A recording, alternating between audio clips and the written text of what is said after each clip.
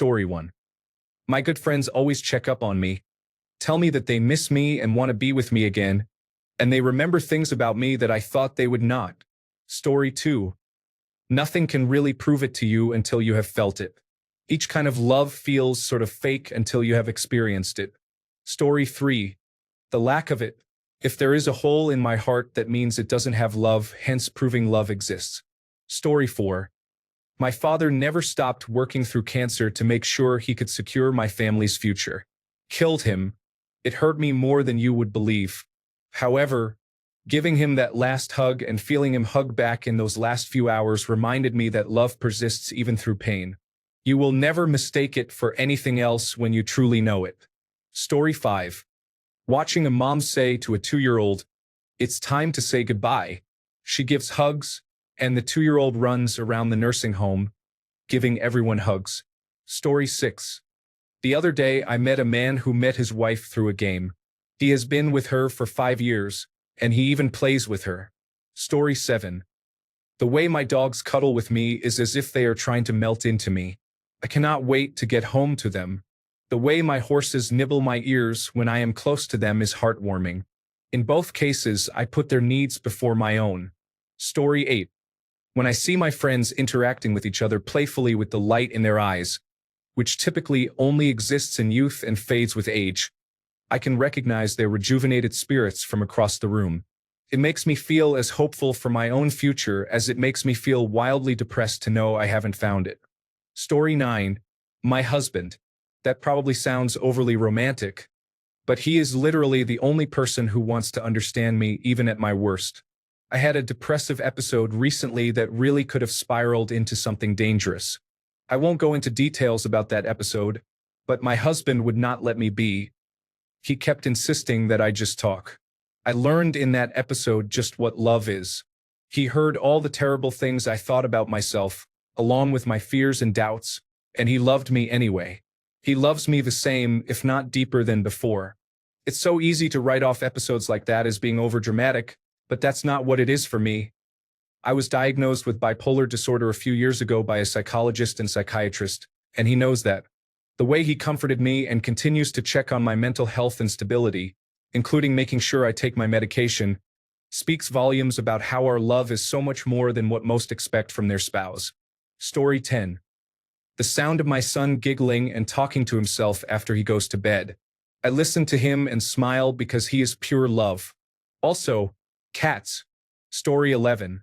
The difference I have seen in the lives of people who have love in their lives and those who do not is pretty compelling for me. Personal experience, I have been loved is not objective, so that is not proof. But I would bet there are notable differences in the data on happiness and life satisfaction between the lives of those who are loved and those who are loveless. Have you ever seen a child grow up well-loved? Have you ever seen one grow up unloved? Have you ever seen a loving marriage? Have you ever seen a loveless one? Have you ever seen a poor sick stray dog who has never known love experience it and understand it for the first time? Love exists. Story 12. The way one of my friends and his wife look at one another and interact with each other shows a deep connection. You can just tell that if you got to experience even half of that, you would be so happy. Story 13. I think it is up to each one of us. If they have failed us, we stop believing, but it is a nice memory that remains. Story 14. Honestly, it's the small things. When you didn't ask and someone thought of you and got you a coffee you like, etc. Story 15. I met my first partner ever when I was in middle school.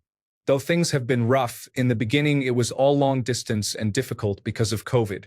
Despite all odds, we are still together, 6 years strong. I hope that I can be a source of hope to others that love still exists in this world. I still love them so much, more than anything in the universe. Story 16. This is personal proof for me. I tend to chug cold drinks without noticing, so I opt for 2 small straws instead of a regular-sized straw when getting a small iced drink. I do not do it for larger drinks, such as those over 20 ounces, as my problem is not as significant with them. One time, my significant other surprised me with a large iced drink, and it had 2 small straws because, a few weeks prior, he saw me with 2 small straws in my small drink and remembered why I did it. He just did not remember the part where I do not do it for larger ones. Never before have I had a partner pay that much attention to my habits. Story 17. The American girl who was run over by a bulldozer while trying to protect a Palestinian family from being evicted. Story 18. My aunt met me at the door of my childhood home the day my dad died, so I did not have to walk in alone. Story 19. My best friend lives a couple 100 kilometers away, but she saves every snapshot of my cats, calls randomly because she thought of me or wants to talk to me, brings gifts, and is always delighted to go shopping to look for clothes that would suit me. She listens, considers the opinions and points that I make, and tells me when she changes something about her life according to them, mostly in her own way but with my influence. I am a gloomy and boring person. She could literally be friends with anyone, but she chose me one day and has been giving 100% ever since. If that is not love, I do not know what is. Story 20. Coming home from a 12-hour night shift, my fiancé tucks me into bed before he goes to work.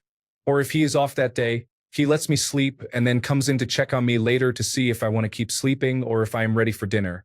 Story 21. My grandparents had 6 children and were married for over 50 years. My grandpa passed away first and my grandma followed 10 years later.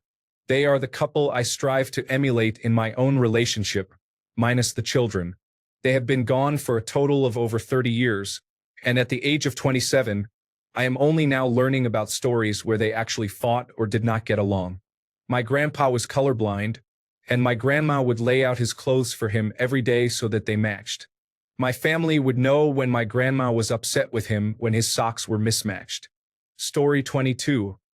The pain that persists every day after one commits suicide. There are so many things I could have done differently, but I can never go back to the past, and it is eternal. I am never going to see them again, and I think about it every day. It has been years now. I do not think I will ever get over it. Story 23. Love exists because it is the one thing that makes everyone, regardless of their background or beliefs, seek to connect and care for each other in a world filled with division and hate. Story 24. Honestly, my dog. No hidden motives, no expectations, just pure loyalty and affection every single day. Story 25. My sugary sweet husband.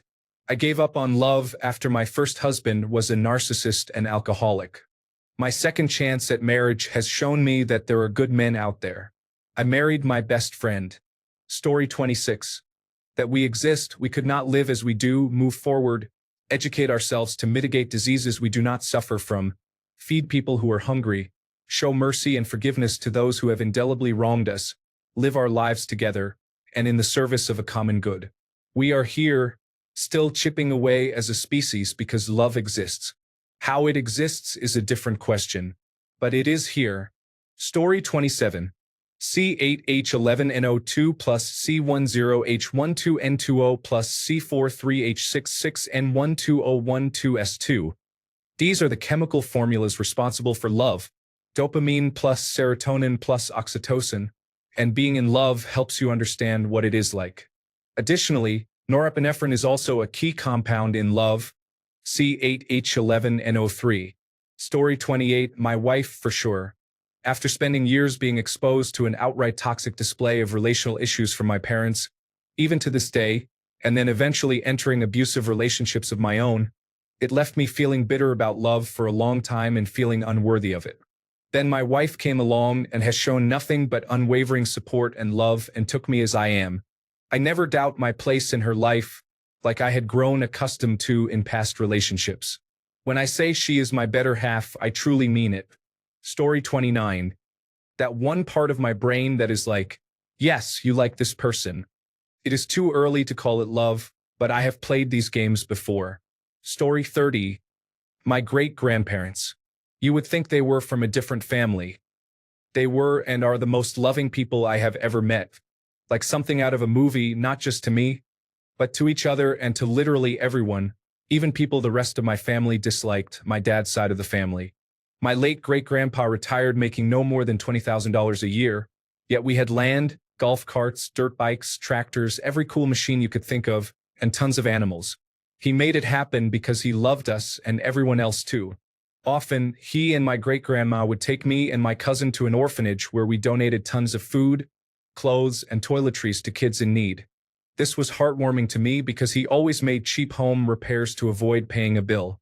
I feel like it is not often in life that you meet someone who has not a single bad quality, no sense of selfishness whatsoever, no sense of anger or hate or anything negative.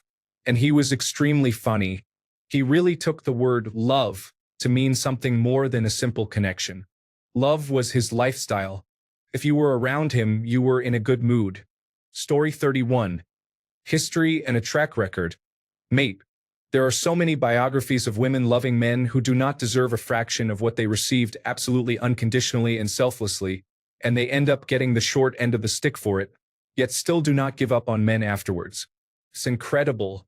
I would struggle to remain calm if I had to spend a second in the same room with Woody Allen, and there are women who actually saw something good in him and took care of this situation. Story 32. The silly faces and games you play with children. There is no one else that you would willingly make yourself look deranged for.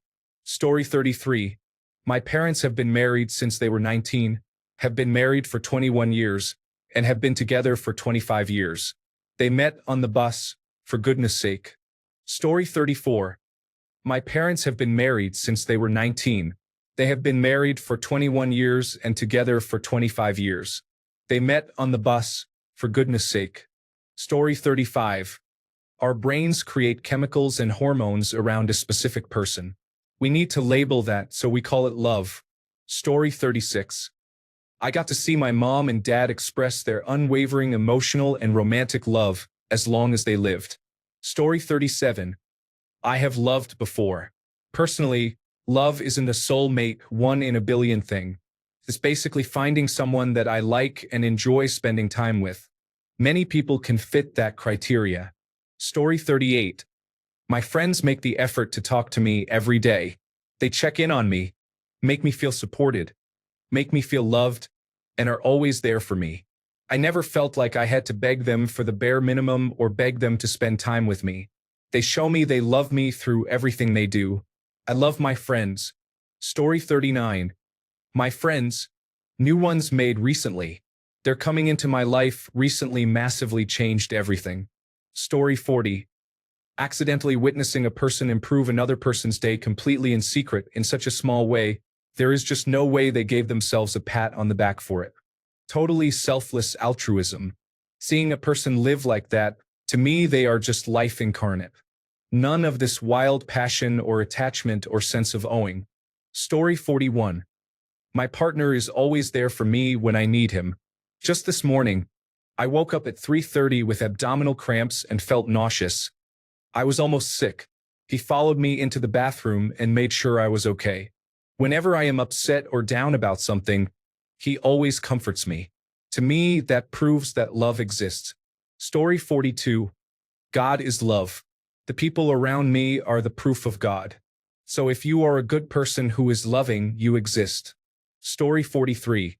Sometimes I wonder if love exists, and then I remember seeing my friends smile, hearing my younger brother laugh, late-night talks with the strongest women I know, children sleeping in my arms, the way my dad moves mountains for me, my mom's belief in my dreams, petting street cats, walking dates with my friends, and looking up at the sky. I remember how many people loved me into who I am now, and I feel like my heart will burst open at the seams. Story 44. I am a very selfish person who didn't care for anybody really, except maybe a few people. I genuinely care about my family members. However, I don't seem to care much about friends. I mean, I'll help where I can, but I am not dying for anybody the way I am sure nobody is dying for me. I care about others, but I don't love them. I love people. I will die for them. So that's just a few. Story 45. I was hospitalized for 2 months, unable to use my body. My sister came by to give me showers and help me eat. Friends and coworkers came by to keep me company and provided me with updates on the outside world. I always struggled with the thought that no one cared about me, but it was proven to not be so. People care about you whether you see it or not. Story 46. Family. As imperfect and goofy as we all are, we found a way to stick together. It may sound like a silly answer, but it's true. Story 47.